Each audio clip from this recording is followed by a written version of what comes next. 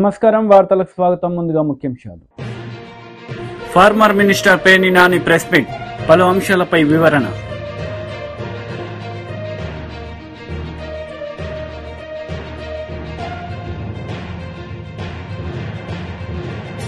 మంత్రి Seethakka press meet, ఇరు పార్టీలపై fire.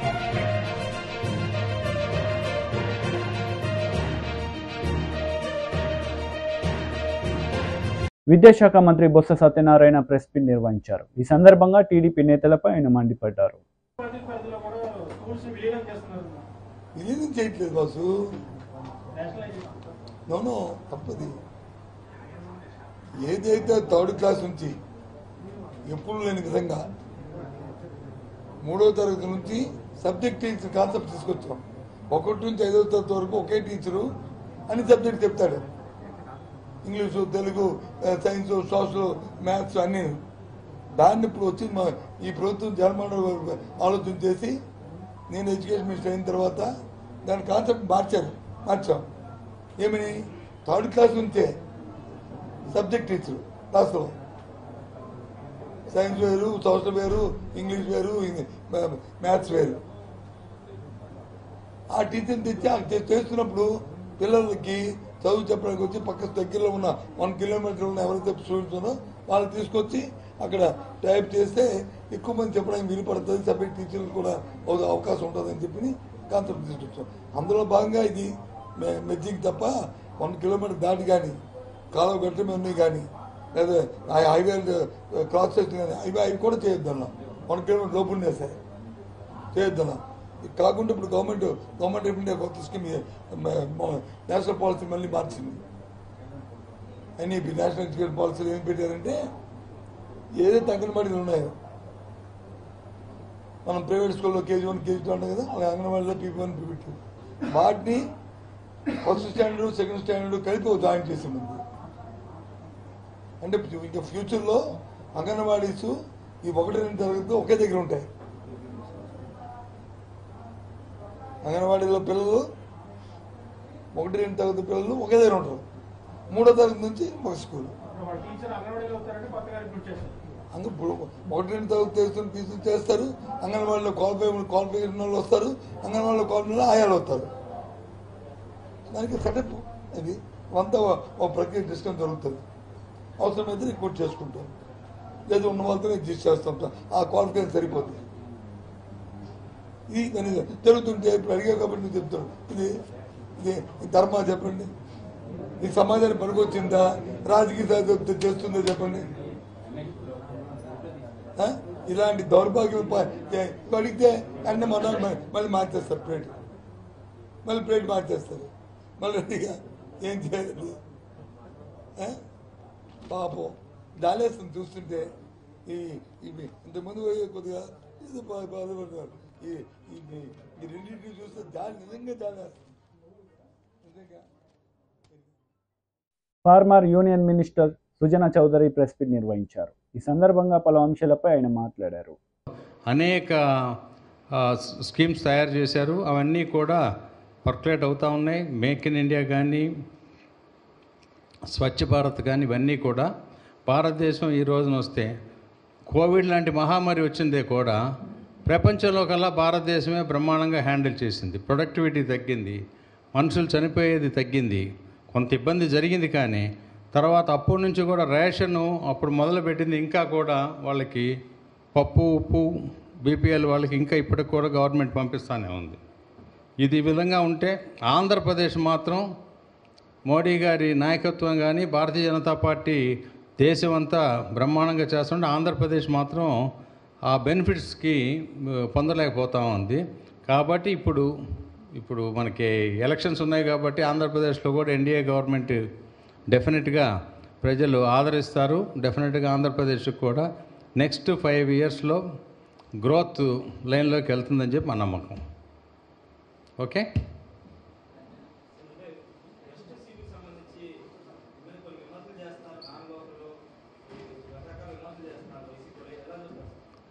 ఇప్పుడు మా భారతీయ జనతా పార్టీ ఎన్డీఏ ఉద్దేశం కూడా go local with vocal with local అనే నిదానం ఉంది కదా. నేను విజయవాడ లోనే పుట్టి పెరిగిన వాడిని. విజయవాడ వెస్ట్ నియోజకవర్గానికి కరెక్ట్గా 25 నిమిషాల దూరంలో నేను పుట్టింది. చదువుకున్నాను ఇక్కడే నాకు బోళ్ళంత వ్యవసాయం ఉంది మా ఊరి దగ్గర, మా ఫ్యామిలీకి. సరే, విజయవాడలో ఉన్న వాళ్ళందరూ కూడా ఇక్కడ వాళ్ళన్నా కాదు కదా, అనేక చదువుకోవటాలకి ఇంకో దానికి వేరే ఊర్లకి వెళ్ళి వస్తాం. లోకల్ నాన్ లోకల్ అనేది నేనే మహారాష్ట్ర వాడిని కాదు, ఉత్తరప్రదేశ్ వాడిని కాదు. సో అది ప్రతిపక్షాలు ఏమన్నా మాట్లాడుతూ ఉంటుంటాయి కానీ అందులో నిజం లేదు.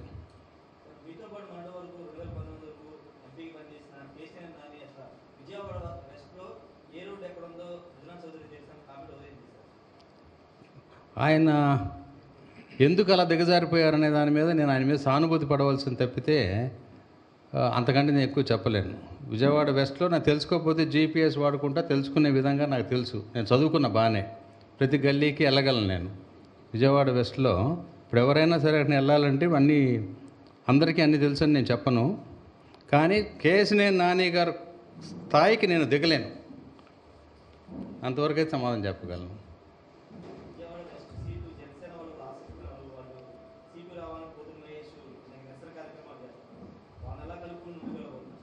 అది 3 పార్టీలు కలిసి తీసుకున్న నిర్ణయం. పోతిన మహేష్ గారు కూడా కలిసి పనిచేస్తారు డెఫినెట్గా. పవన్ కళ్యాణ్ గారు మాట్లాడతారు. కాబట్టి ఆ సమస్యలు ఏమీ ఉండవు. ఎన్డీఏలో ముగ్గురం కలిసి దిగ్విజయంగా పనిచేసి దిగ్విజయంగా గెలిచి చూపెడతాం.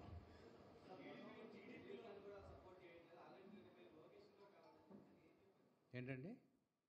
మంత్రి సీతక్క ప్రెస్ మీట్ నిర్వహించారు. ఈ సందర్భంగా పలు అంశాలపై ఆమె మాట్లాడారు. కంపెనీగా పెట్టింది, ప్రభుత్వ ఉద్యోగాలు క్రియేట్ చేసింది. ఈ రోజు ఉన్నటువంటి ప్రభుత్వ ఉద్యోగాలను కూడా అదాని అంబానీకి ఉపయోగపడే ఉద్యోగ కంపెనీలు చేస్తున్నారు, ప్రైవేట్ కంపెనీలుగా మారుస్తున్నారు. కానీ ఇలా బిఎస్ఎన్ఎల్ ప్రభుత్వం, బిఎస్ఎన్ఎల్ సిగ్నల్ పనిచేయదు. అదే జియోలు రియోలు అయితే ఫుల్గా పనిచేస్తారు. అలా నేను ఒకప్పటి నుంచి 25 ఏళ్ల కింద నేను బిఎస్ఎన్ఎల్ అదే సిగ్నల్ ఇప్పుడు దాకా అదే సిమ్ బిఎస్ఎన్ఎల్ సెల్. అరే అడవి రాజ్యం పైన ఎక్కడ పోయినా గవర్నమెంట్ కాబట్టి అది నడుస్తుంది అనుకుంటున్నాను. అది సిగ్నలే ఉండలేదు. హైదరాబాద్లో ఉండదు, ఆదిలాబాద్లో ఉండదు, ములుగులు ఉండదు. అంటే ప్రభుత్వ రంగ సంస్థల్ని ఏ రకంగా కుదేలు చేసి ప్రైవేట్ కంపెనీలకు ఇస్తారో ఒక్కసారి అర్థం చేసుకోండి. అంటే ప్రభుత్వ వ్యవస్థల మీద, ప్రభుత్వ సంస్థల మీద నమ్మకం లేకుండా ఈ మోడీ ప్రభుత్వం చేసి అదాని అంబానీ కంపెనీలు అద్భుతమని ప్రచారం చేసి వాళ్ళకు ఆదాయాన్ని ఇచ్చేటువంటి వ్యవస్థను ఈరోజు తీసుకొచ్చారు. ప్రైవేట్ ఎంతకాలం ఉంటుంది? వాళ్ళకి ఇష్టం లేకున్నా ఎత్తుకొని పోతాం, కంపెనీ తీసుకొని పోతాం. మనకి ఇష్టం లేకున్నా మనం వచ్చేటప్పుడు మనకి ఎలాంటి బెనిఫిట్స్ కూడా ఉండదు. అదే ప్రభుత్వ ఉద్యోగం కన్నటువంటి తల్లిదండ్రులు అందరూ ఏం కోరుకుంటారు? నా కొడుకు ప్రభుత్వ ఉద్యోగం కావాలనుకుంటారు. మరి ఎంతమందికి ప్రభుత్వ ఉద్యోగాలు వచ్చినాయి? అదే కాంగ్రెస్ వచ్చిన తర్వాత ఈ రాష్ట్రంలో 3 నెలలలో 30,000 ఉద్యోగాలు ఇచ్చినటువంటి ఘనత కాంగ్రెస్ ప్రభుత్వం. బీజేపీ సంవత్సరానికి 2 కోట్లు అన్నారు, ఆ లెక్క 20 కోట్ల ఉద్యోగాలు రాలే. మన జిల్లాకి 20 ఉద్యోగాలు కూడా కేంద్ర ప్రభుత్వం ఇవ్వలే. కాబట్టి నేను ఇక్కడటువంటి ప్రజలందరినీ, సోదరులను సోదరిమణులను, కాంగ్రెస్ పార్టీ ముఖ్య నాయకులను అందరూ కూడా పెద్ద ఎత్తున కాంగ్రెస్లో జాయిన్ అవుతున్నారు. జాయిన్ అవ్వండి, కానీ ఒకరినొకరం చూసుకుంటే సంబరపడితే కాదు. కింద భావోద్వేగాలతో రెచ్చగొట్టే రాజకీయాలు, కుల మతాల శిక్షలు పెట్టే రాజకీయాలు నడుస్తుంటాయి. కాబట్టి ప్రజలను చైతన్యవంతం చేయాలి. కులము మరి పేరుతోటి, మతాల పేరుతోటి ప్రజల మధ్య విభజన తీసుకురావద్దు. అభివృద్ధి ఏందో నిలదీయకుండా అడ్డుకోవడానికే ఈ అడ్డుగోడలు సృష్టిస్తున్నారు. ఈ బీజేపీ బీఆర్ఎస్ అనేటువంటి విషయాన్ని కూడా తీసుకురావాలి.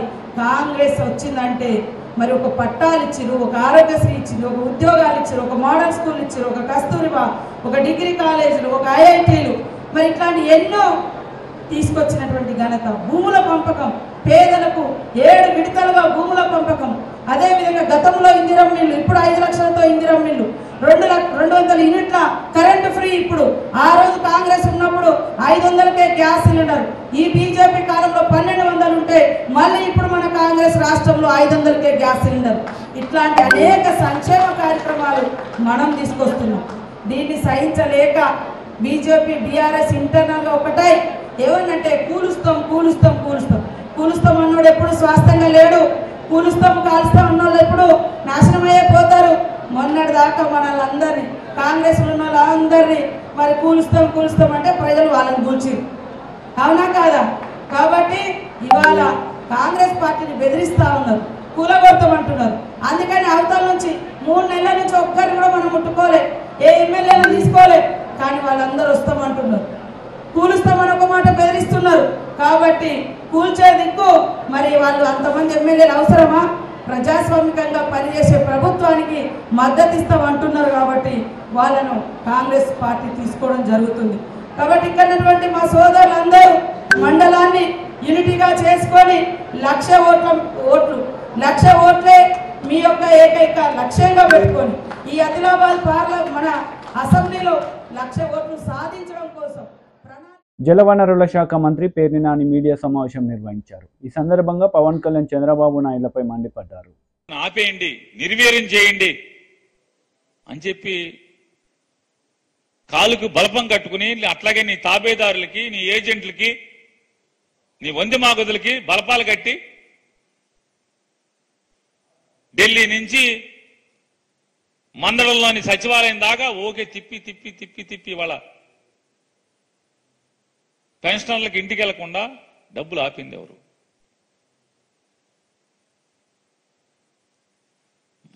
ఆపి ఇంటికి వెళ్లకుండా ఆపి వాళ్ళ వెంటనే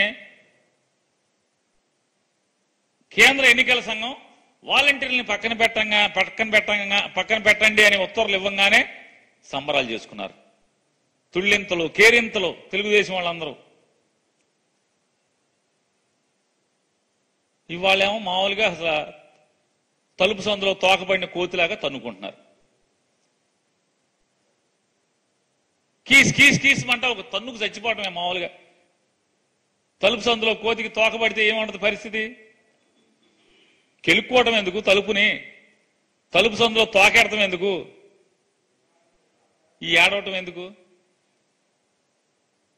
ఎప్పుడైతే ప్రజల నుంచి తిరుగుబాటు వచ్చిందో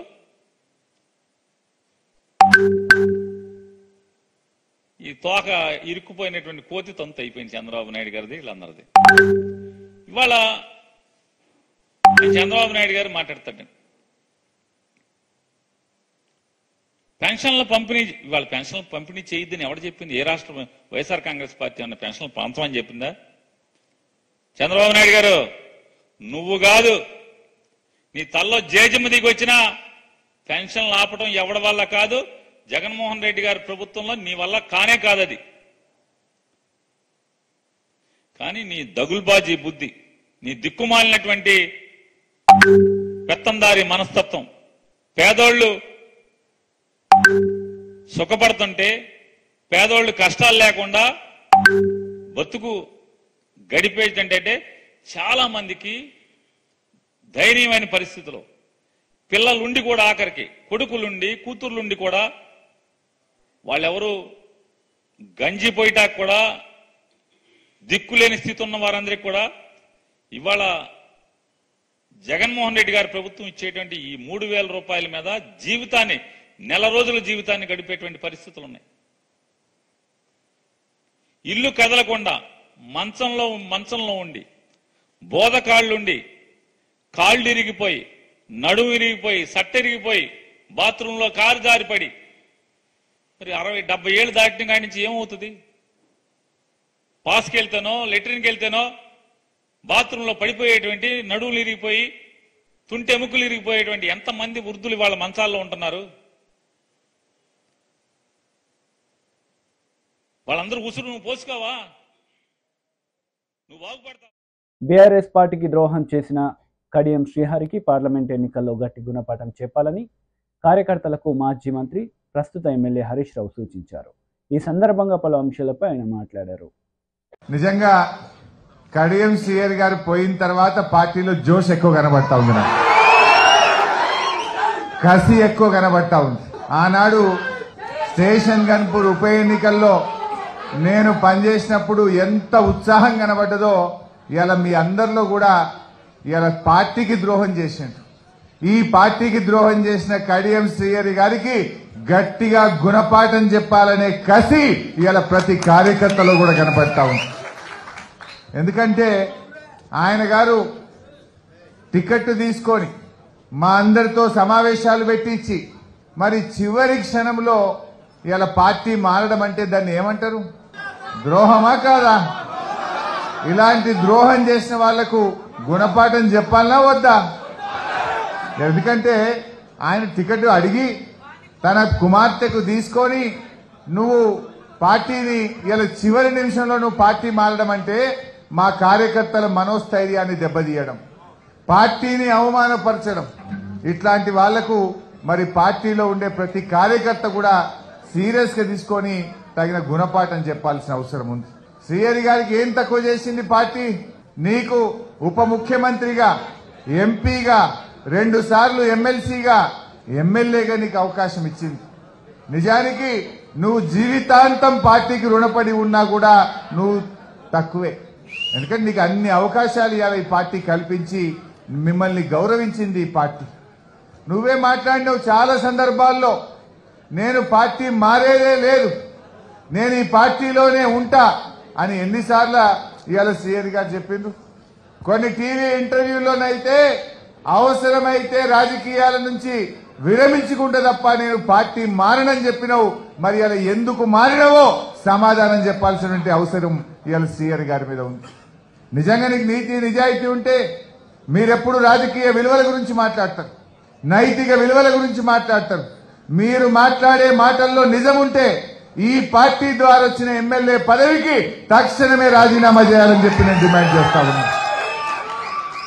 నైతిక విలువలు అనేటువంటివి ఉంటే, మీరు మాట్లాడే మాటల్లో నిజం ఉంటే ముందు పార్టీ ద్వారా వచ్చిన పదవికి రాజీనామా చేయండి. నువ్వు ఈ పార్టీ ద్వారా వచ్చిన పదవి పట్టుకొని అసలు మీరు ఈ వయసులో ఎట్లా కండువా కప్పుకుంటారో నేను అడుగుతా ఉన్నా. మీ అందరికి బాగానే తెలుసు, అసెంబ్లీలో మాట్లాడిండు, బయట మాట్లాడిండు శ్రీహరి గారు. మన తెలంగాణ భవన్ లో పార్లమెంటరీ పార్టీ మీటింగ్ లో కూడా మీరు అందరు విన్నారు. ఏమన్నాడు? రేవంత్ రెడ్డి గారు సెక్రటరియట్ లో లంకె బిందెలు లేవంటుండు. లంకె బిందెలు సెక్రటరియట్లు ఉంటాయా, యాడుంటాయా అన్నాడు. లంకె బిందెలు ఎవరు ఎత్తుకుతారు అన్నాడు. అర్ధరాత్రి పూట దొంగలు లంకె బిందెలు ఎత్తుకుతారు, రేవంత్ రెడ్డికి అలవాటు ఉన్నట్టున్నది అని మాట్లాడిండు. మాట్లాడిండే లేదా శ్రీహరి గారు? మరి ఇలా ఎవరితో కండువా కప్పించుకున్నాడు? ఎవరితో కప్పించుకున్నాడు? ఎవరితో కప్పించుకున్నాడు? నువ్వే అంటివి లంకె బిందెలు దొంగ రాత్రిపూట దొంగలు ఎత్తుకుతారు, రేవంత్ రెడ్డికి అలవాటు ఉందటంటివి, పోయి గాయనతోనే కండువా కప్పించుకుంటేవి. గింత దిగజారుతనం అవసరమా రాజకీయాల్లో? ఇంత విలువలు పోయి పదవులు అవసరమా ఒక మనిషికి? ఇలా దయచేసి ఆలోచించాల్సినటువంటి అవసరం ఉంది. MLC Chandrasekhar Reddy press meet నిర్వహించారు. ఈ సందర్భంగా పలు అంశాలపై ఆయన మాట్లాడారు. కానీ నారాయణ గారు ఒకే రోజు సుమారుగా 8 మంది దగ్గర ప్రెస్ మీట్లు పెట్టించి నన్ను నోటుకు వచ్చినట్టు తిట్టించారు. నేను నారాయణ గారిని ఒకటే అడుగుతా ఉన్నాను, మిమ్మల్ని నేను చాలా గౌరవంగా సంబోధిస్తున్నాను, చాలా గౌరవంగా కూడా మాట్లాడుతున్నాను. మీకు అర్హత లేకపోయినా గౌరవ ముఖ్యమంత్రి గారిని నోటుకు వచ్చినట్టు మాట్లాడుతున్నారు. రాక్షసుడని, సైకో అని మీకు నోటికి ఎంత వస్తే అంత మాట్లాడుతున్నారు. అయినా కూడా మేమెవ్వరం కూడా మిమ్మల్ని పల్లెత్తు మాట మాట్లాడి తిట్టట్లేదు. కానీ నేను మిమ్మల్ని మీరు చేసినటువంటి అబద్ధపు ప్రచారాలు ఏవైతే ఉన్నాయో అంకెలతో సహా మీకు నేను వాస్తవాలు తెలియచేస్తే మీరు నోటుకు వచ్చినట్టు తిట్టిస్తున్నారంటే మీ సంస్కారం, మీ సంస్కృతి అర్థమవుతుంది ప్రజలందరికీ కూడా. మీ ఒరిజినాలిటీ ఈరోజు నెల్లూరు ప్రజలు అర్థం చేసుకుంటున్నారు. మీలో లోపల ఉన్నటువంటి అపరిచితుడు ఎలా ఉంటాడు అన్నది ప్రజలందరూ కూడా చూస్తున్నారు. ఏంటి అంత అవసరం, అంత అహంకారం ఏంటి? ఏం మాట్లాడాను? ఒకవేళ నేను మాట్లాడితే పలానాది తప్పుందని చెప్పండి. నెల్లూరు ప్రజలు ఈ సంస్కృతిని నచ్చరు అని నేను మీకు తెలియచేస్తా ఉన్నాను. ఇకపోతే నేను ఆ రోజు ఏదైతే కొన్ని పాయింట్స్ చెప్పినానో సుమారుగా నేను 15 పాయింట్స్ని మీ దృష్టికి తీసుకురావడం జరిగింది. ఆ 15 పాయింట్స్కి నేను కట్టుబడి ఉన్నాను. అవన్నీ కూడా నిజాలు. నేను ఒక్కసారి బ్రీఫ్గా నేను చెప్పిన ప్రతి మాటకి కట్టుబడి ఉన్నాను, అవి వాస్తవాలు అని నేను మరొకసారి నేను మీ దృష్టికి తీసుకొని వస్తున్నాను. అందులో భాగంగా మొట్టమొదటిది, సుమారుగా 70 సంవత్సరాల క్రితమే నెల్లూరు నగర నియోజకవర్గంలో ప్రస్తుతం 28 డివిజన్లు ఉంటే 13 డివిజన్లలో 70 సంవత్సరాల క్రితమే అండర్ గ్రౌండ్ డ్రైనేజ్ నేటికి కూడా చక్కగా ఉంది. రెండో పాయింట్, మీరు ఆ 13 డివిజన్లని వదిలేసి మిగిలిన 15 డివిజన్లలో మాత్రమే మీరు అండర్ గ్రౌండ్ డ్రైనేజీ పనులు ప్రారంభించారు. మూడవది, మీరు అండర్ గ్రౌండ్ డ్రైనేజ్కి అయితేనేమి, వాటర్ ఫెసిలిటీకి అయితేనేమి ఒక్క రూపాయి కూడా రాష్ట్ర ప్రభుత్వ సహకారం నిధులు తీసుకురాకుండా పూర్తిగా హడ్కో నుంచి 11% రేట్ ఆఫ్ ఇంట్రెస్ట్తో 830 కోట్ల రూపాయలు అప్పులు చేశారు. ఇది వాస్తవం. అలానే ఇందులో 430 కోట్లు అండర్ గ్రౌండ్ డ్రైనేజీకి, వాటర్ సిస్టమ్కి 400 కోట్లని మీరు అప్పుగా తీసుకున్నారు. తర్వాత ఇకపోతే ఈ అండర్ గ్రౌండ్ డ్రైనేజ్ సిస్టమ్ గురించి నేను చెప్పాను. 8.8004% ఎక్సెస్ అంటే 45.69 కోట్ల ఎక్సెస్కి మీరు పనులు చేయించారని. కానీ మీరు అది అబద్ధమని చెప్తున్నారు. నేను దానికి సంబంధించినటువంటి ఎవిడెన్స్ను కూడా నేను మీకు చూపిస్తున్నాను. అండర్ గ్రౌండ్ డ్రైనేజీ పనులకి 8.8004% ఎక్సెస్ అంటే 45.69 కోట్లు. అలానే వాటర్ సిస్టమ్కి మరో 19.48 కోట్లు ఎక్సెస్గా మీరు పనులు చేయించడం జరిగింది. అదేవిధంగా ప్రజల మీద భారం పడకుండా మీరు చేసినటువంటి నిరుపయోగమైన 830 కోట్ల అప్పులలో వైఎస్ఆర్సీపీ ప్రభుత్వం ఇప్పటికీ 738.21 కోట్ల రూపాయలు రాష్ట్ర ప్రభుత్వం చెల్లించింది. తర్వాత మీరు 3 సంవత్సరాల పాటు 830 కోట్లు అప్పులు చేసి ఇంత టెక్నాలజీ ఉండి కూడా మీరు కనీసం ఒక్క ఇంటికి కానీ ఒక్క వీధికి కానీ మీరు అండర్ గ్రౌండ్ డ్రైనేజీ కనెక్షన్ కానీ వాటర్ కనెక్షన్ కానీ ఇవ్వలేకపోయినారు. మీరు చేస్తున్నటువంటి పనులు అట్టహాసంగా ప్రచారాలకు చేస్తున్నారే తప్ప గ్రౌండ్ లెవెల్లో రియాలిటీగా మీరు పనులు చేయించలేదు. బీఆర్ఎస్ మాజీ మంత్రి శ్రీనివాస్ గౌడ్ ప్రెస్ మీట్ నిర్వహించారు. ఈ సందర్భంగా పలు అంశాలపై ఆయన వివరణ ఇచ్చారు. నాయకులు లేనంత మాత్రం నాయకులను తయారు చేసింది ప్రజలు. నాయకులు పోతే ఇంకో నాయకులను తయారు చేస్తారు. నాయకులు కరువు ఉన్నారా? యువకులు కరువు ఉన్నారా? రాజకీయ చైతన్యం తక్కువ ఉందా? ఒకరు పోతే గ్యాప్ ఫిల్ చేయడానికి 10 మంది రెడీ ఉంటారు. ఏ పార్టీలో కానీ మీరు గుర్తుపెట్టుకో. ఏ పార్టీలో ఒక పార్టీలో ఒక అతను పోయిందంటే 10 మంది చూపెట్టుకుంటారు. పోటీల మీద ఉంటుంది. రాజకీయంలో పోటీ లేని కాదు ఇక్కడ. మీరు రైతు అయితే అర్థమవుతుంది. రైతు ఏం చేస్తాడు? ఆయనకుంటే 4 ఎకరాల పొలం ఉందనుకో, ఒకటే పొలం 4 దిక్కులు వేస్తాడు. అంతే. గీడ పడతాడు, ఈడేస్తాడు, గాడ పడతాడు, 4 దిక్కులు వేస్తాడు. బోలరామరెడ్డి గారు 100 బోర్లు వేసిండు. ఆయనకి 100 ఎకరాలు ఉందా? ఆయన 15 ఎకరాలు మొత్తం 100 బోర్లు వేసి పడేసాడు.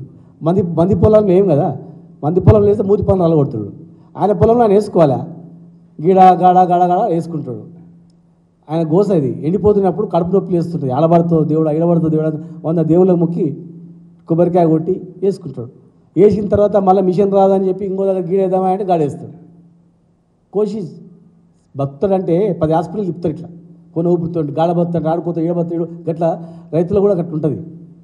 తర్వాత మా పర్యటనను జనరల్గా కూడా ప్రభుత్వము హర్షించదు కదా. బాగా చేసిన, బ్రహ్మాండంగా చేసినట్టు వాళ్ళ విమర్శలు చేస్తారు వాళ్ళు. కానీ విమర్శలు అనేవి కూడా కొంత సద్విమర్శలుగా ఉండాలి. మేము ప్రతిపక్ష పాత్రనే ప్రశ్నించాం కదా. మీరు తెలివైన వ్యవహరిస్తే నిజమా కాదా అని రెక్టిఫై చేసుకుంటే ప్రజలలో మీకే మంచిగా ఉంటుంది. బేసిసాలకు పోవద్దు. ఇప్పుడు నీళ్ళు వదిలిండ్రు, సరే కేసీఆర్ గారు పోయినా నీళ్ళు వదిలి అనుకోవచ్చు కాక, కానీ పంట పండిన రైతులు మాత్రం మిమ్మల్ని కూడా అంటారు కదా, అమ్మ నీళ్ళు వదిలినరే చల్లగా అంటారు కదా. ఏం పాపం చేసి మన ఇద్దరి మధ్యలో వాళ్ళని ఎందుకు నష్టం చేద్దాం? ప్రతిపక్షం అధికార పార్టీ మధ్య ప్రజలు ఎందుకు నలిగిపోవాలా? వాస్తవంగా చూడండి. నీళ్ళు లేకపోతే వదలకండి, నీళ్ళు ఉంటేనే వదలండి, నీళ్ళు ఉంటేనే వదలండి. కాంగ్రెస్ ప్రభుత్వం వాళ్ళ విధానం వాళ్ళకు ఉంటుంది. ముఖ్యమంత్రి గారు ఆయన స్టైల్లో ఆయన పరిపాలిస్తాడు. ఆయనకి ఇచ్చే అధికారుల ఫీడ్బ్యాక్, ఆయనకు ఉన్నటువంటిది దాంతో వాళ్ళకి ఏది బాగుంటే వాళ్ళ స్కీమ్ వాళ్ళు చేస్తారు. మా ప్రభుత్వంలో మేము చేసినాం. విద్యుత్ ఒప్పందాలు కావచ్చు, లేకపోతే విద్యుత్ ప్రాజెక్టులు కావచ్చు, మేము ఆ అధికారులను సమన్వయం చేసి ఆ డిపార్ట్మెంట్లో ఉన్నటువంటి సీనియర్ అధికారులతోనే మనమే ఉద్యోగాలు ఇవ్వాలి. బయట కొనుక్కోవద్దు, విద్యుత్ కొనుగోలు చేయొద్దు, మనమే ఉత్పత్తి చేస్తే ఎంప్లాయ్మెంట్ వస్తుంది, మనకు ప్రొడక్టివిటీ పెరుగుతుంది అనే ఉద్దేశంతో చేసినాం. అంతకన్నా మెరుగైనటువంటి ఒప్పందాలు చేసుకొని అంతకన్నా మంచి ప్రాజెక్ట్ ఉంటే మీరు చేయండి, దానిలో తప్పేం లేదు కదా. ఒక పాలసీ తెస్తున్నప్పుడు ఆ ప్రభుత్వం ఎవరి ప్రభుత్వంలో వాళ్ళ మార్పు ఉండడానికి చేస్తాం. అట్లా ముఖ్యమంత్రి గారు కూడా విద్యుత్ దానిపైన ఆయనకు ఉన్నటువంటి ఫీడ్బ్యాక్తో మంచి చేస్తే సంతోషమే. చేసిన తర్వాత రిజల్ట్ మంచిగా వచ్చింది అనుకో హ్యాపీయే. చేసిన తర్వాత పాతదానికి కొత్తదానికి వేరే చేసుకొని కొత్త ప్రాజెక్టులే బాగుంది అనుకోండి. ఇట్లైనా మోడర్నైజేషన్లో రాను రాను కొత్త కొత్త విధానాలు ఉంటాయి. పాతదానికి కొత్తదానికి భేదాలు ఉంటాయి. ఇట్లా ఆటోమేటిక్గా చేయని తప్పేం లేదు కదా.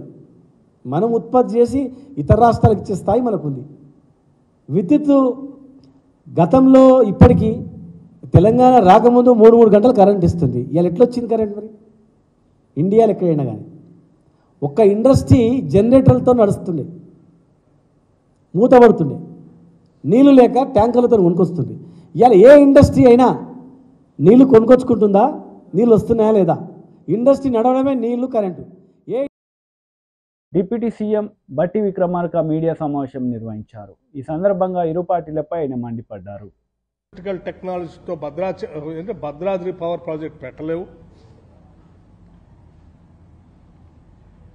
అవసరం లేకుండా కేంద్ర ప్రభుత్వ నిధులతో పూర్తి అయిపోతుంది. అది అయిపోతే మళ్ళీ ఇదెందుకని ఎవడని అడుగుతాడు. కాబట్టి దాన్ని చేయకుండా దీంట్లో సూపర్ క్రిటికల్ టెక్నాలజీతో పెట్టాల్సినటువంటి భద్రాద్రి పవర్ ప్రాజెక్ట్ని ఎవడో ఒక వదిలేసిపోయినటువంటి సబ్ క్రిటికల్ టెక్నాలజీ సంబంధించిన టర్బైన్స్ అన్ని మిగిలి ఉంటే బిహెచ్ఎల్లో వాళ్ళకి సాయం చేయటం కోసం నువ్వు దీన్ని ఆపి దాన్ని పెట్టావు.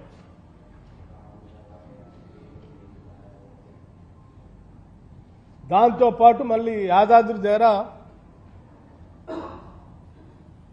అప్పు తీసుకొచ్చి ఆడవాడు పెట్టావు.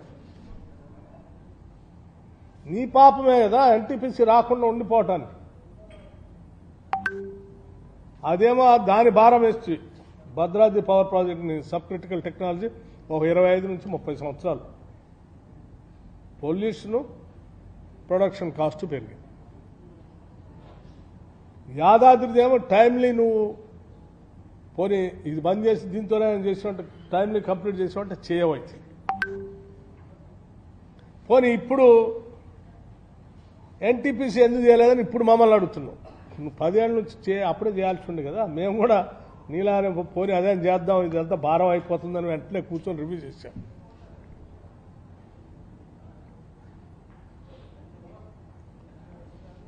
రివ్యూ చేస్తే ఇప్పుడు మొదలు పెడితే ఎన్టీపీసీ మేము వచ్చిన తర్వాత మొదలు పెడితే నువ్వు 5 ఏళ్ళు పడుతుంది.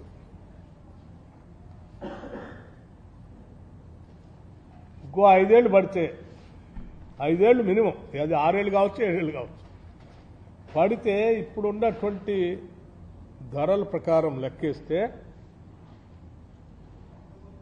అది పర్ యూనిట్ 8 నుంచి 9 రూపాయలు పడే పరిస్థితి కనిపిస్తాం.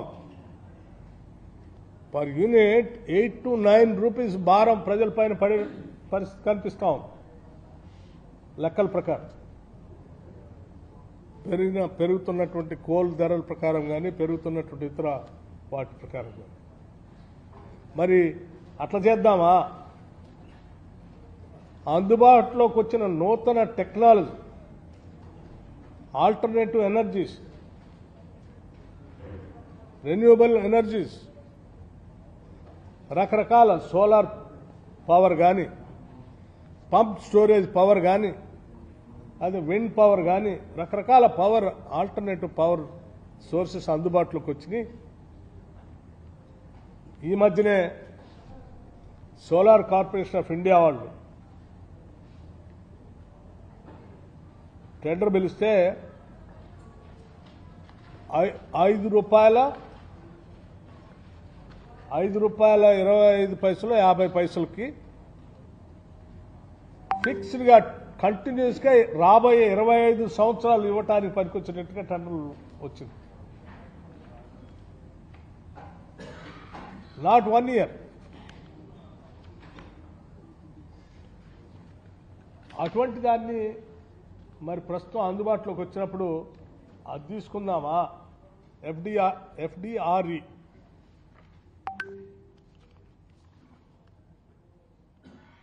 Firm and dispatchable renewable energy